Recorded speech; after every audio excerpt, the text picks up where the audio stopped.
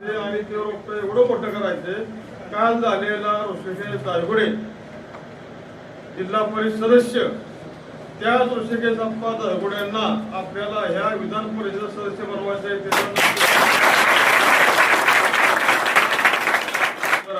बरेच जण सगळं घ्यायच्या आम्हाला कपडे काढायचे, मला उडा काढ ठरवतो बरेच जण. पण तुम्ही सगळे ज्येष्ठ मंडळी आणि तरुण मित्र मंडळी बरेचसे आपल्याला सामील झाली. माझे कपडे काढायचे दादा त्यांचे आडरेपट काढून कधी घेतलं तर कळलं. सातारा जिल्हा परिषदेच्या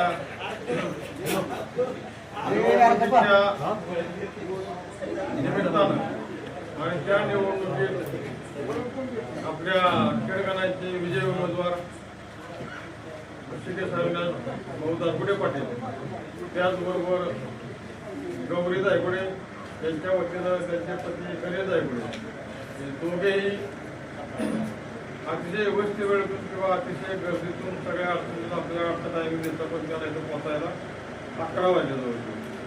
इतका मोठा त्यांच्या पाठीमागे जो तरुण मित्रांचा आपल्याला जी गोळा केली ठेवलं आणि तुम्ही बरोबर थांबून सुद्धा मी त्याला काय करू शकतो ऐकूला नाही.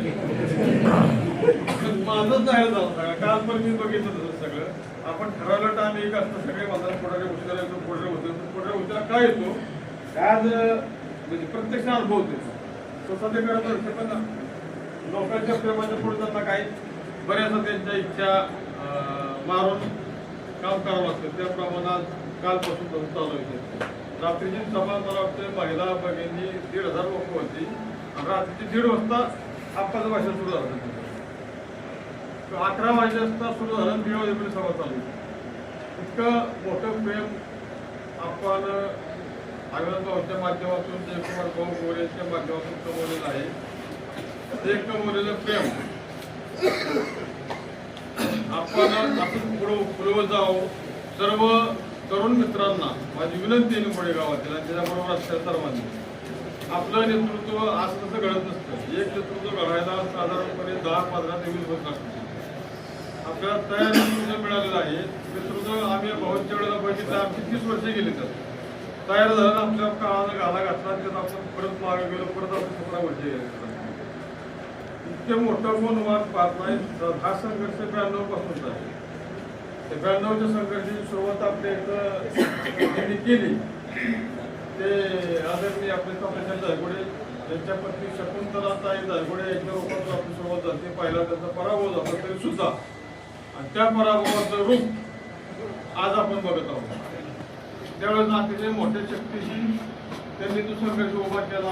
भाऊंनी नानींनी तो संघर्षाचे फळ आपण बघतो. इतक्या वर्षाची तपश्चर्या कामाला येण्यासाठी याच्या मागे एवढं परत तरुणांचं कसं कष्ट बरं काय होतं मला माहिती लहान असतात. त्याचा काय काय जन्म असेल कळत नव्हतं मला वाटतं.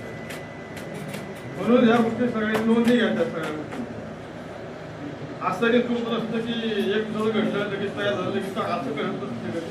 चांगलं नेतृत्व घडायला 10-20 वर्षांसाठी आणि त्याची आम्ही सर्वजण साक्षर होतो. सगळी ज्येष्ठ मंडळी टोपे घातल्यामुळे सगळी जण साक्षर व्हायचे.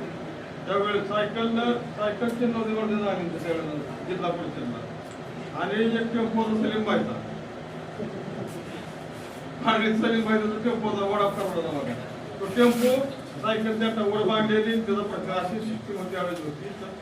काळानुरूप प्रत्येक गोष्ट बदलत असती, त्याचा काही विषय येत नाही. परंतु तरुण मित्रांना मला सांगलंय चिल्लर गोष्टीवरनं बारक्या गोष्टीवरनं बरंचसं सहकार्य असतं. आपल्याला आपलं नेतृत्व मोठं करायचं आणि ते नेतृत्व आपण ह्या जिल्हा परिषद निवडणुकीत जे ग्रुप लावलेले ग्रुप छोटासा निवडून आला पाहिजे सगळं झालं असं काही नसतं. सुरुवात झाली त्याची आजपासून काल निकाल लागल्यापासून आपल्या सर्वांच्या वरती फार मोठी जबाबदारी पडलेली आहे. ती जबाबदारी अशी आहे की आपल्या रोपटं काल लागण झाली त्याची. त्या रोपट्याला खतं माती औषधं काय असते सर्वांनी मिळून पुरवायचे. त्याला पाणी पुरवायचे. ते रोपटं मोठं करायचे आणि ते रोपटं एवढं मोठं करायचे. काल झालेला ऋषिकेश दायगुडे जिल्हा परिषद सदस्य त्याच ऋषिकेश अप्पा दायगुडेंना आपल्याला ह्या विधान परिषद सदस्य बनवायचे आहे. त्या दिवशी भाऊ गेले त्या दिवशी आपला मतदारसंघावरती बोजा ठेवला मोठा, फार मोठा बोजा होता की त्यांना माहिती किंवा आपल्याला आपण समजून घेतला तर त्यांच्यानंतर आपण आदरणीय वंदनाताईंना जिल्हा परिषद सदस्य या गटाला बिलवर निवडून दिलं, त्याच्यानंतर निवडणूक करून निवडून दिलं, त्याच्यानंतर पंचायत समिती निवडून दिलं, त्याच्यानंतर सरपंच झाल्या आणि आज आदरणीय भाऊंच्या जो आपल्यावरती त्यांनी करून ठेवलेलं वजन होतं त्यांच्या कामाच्या रूपातून जोडलेल्या माणसाच्या रूपातून त्यातून फक्त मी आज मुक्त झालो. भाऊ आदरणीय समजून घ्या तुम्ही मला की तुमच्या जागेवरती त्याला बसवला आणि मग थांबायचा निर्णय घेतो आहे सर्वांनी. जबाबदारीतून छोट्याशा जबाबदारीतून मुक्त असं मी मला समजतो आणि इथून पुढची जबाबदारी आपली तरुण जे मुलं आहेत त्यांनी पार पाडावी, जबाबदारी पूर्वक पार पाडावी.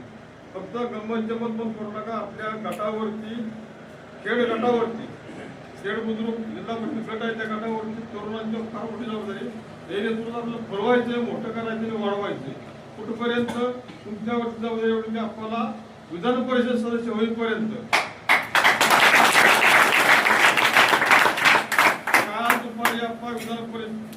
विधान परिषद सदस्य झालाय त्याला मोठ्या विधान परिषद सदस्य करायची एवढी माझी मी इच्छा करून त्या समोर हक्काने व्यक्त करतो. जेवढी सर्वजण पार पडतात त्या सर्व सहकार्य करतात. आम्ही तुमच्या बरोबर काय राहू आणि यासाठी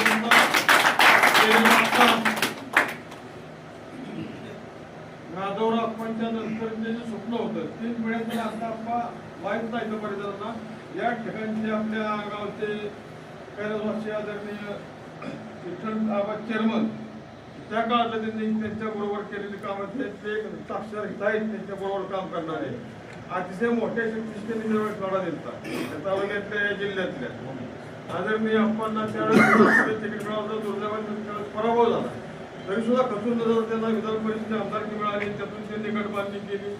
त्यावेळेस त्यांनी असंच आपण काल कसं केलं विस्तारानं समजायला सगळ्यांना काल कसं केलं का आपण प्रत्यक्ष भेटी पहिल्या वेळेला आपण वार्ता भागात करायचं.